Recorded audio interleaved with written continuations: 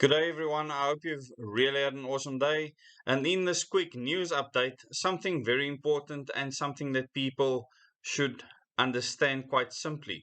Because of what happened in KZN, and because of the harbor, the Durban harbor, literally being limited in what they can offload at this stage. We have a headline in Finance 24 that says OR Tambo fuel crisis, thousands hit by scrap flights, rail supplies only restored by October. Okay, that's well into spring. So think about that, and you need to start getting used to this. I've told people some time back, make sure that you have a supply of energy. Go fill up your gas bottles.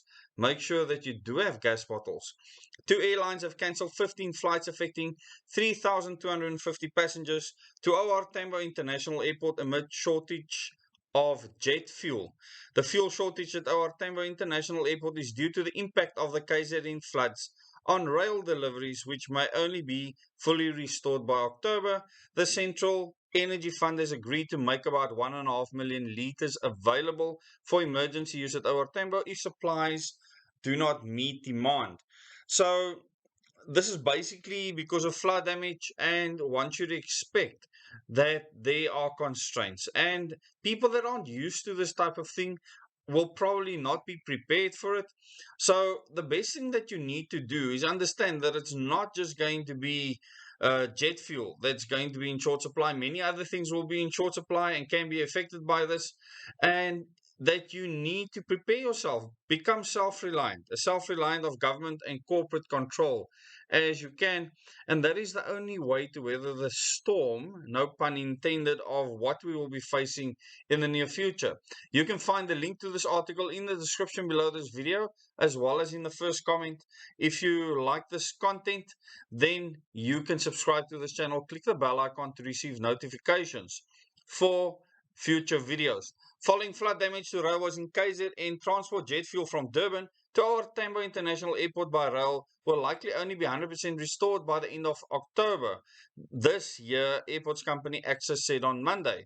The airport is currently suffering a shortage of fuel supplies as a result. Now, did you think that you would hear things like that from an international airport? I don't know of any airport that you can call an international airport with fuel shortages. Currently, there are about 3.5 days supply at OR Tambo. 3.5 days. A supply of 5 or more days is usually regarded as more comfortable, Access CEO Mpumi Mpofu said during a brief on Monday afternoon. So it's very much like the Eskom situation. If you are running low on coal, this is like running low on fuel. There's a certain margin of generation capacity you want within Eskom. The same with jet fuel. You want a certain margin of capacity of jet fuel so you can fill up the tanks in time so you can refuel the jets. Due to a shortage of jet fuel supplies, two airlines have temporarily cancelled flights. One international airline cancelled operations from 24th of April to the 1st of May, a total of 14 flights and about 3,150 passengers impacted. Another airline cancelled its flights from 24th of April, impacting about 100 passengers. While overall stock levels are stable at OR Tambo, certain suppliers impacted by a declared force majeure due to flood impacts are still unable to acquire the quantities of jet fuel they require. Airlines do not use the same fuel suppliers, and as a result, not all are equally impacted, explained Mpofu. Some airlines have restored to refueling in Durban and even Windhoek. Mpofu emphasized there isn't a fuel crisis at any of Access other airports in the country. So it's all about accessibility to fuel. And at the moment, what's happening is international flights will fly to Durban or to Windhoek, land there, get the fuel they need, and then actually fly on.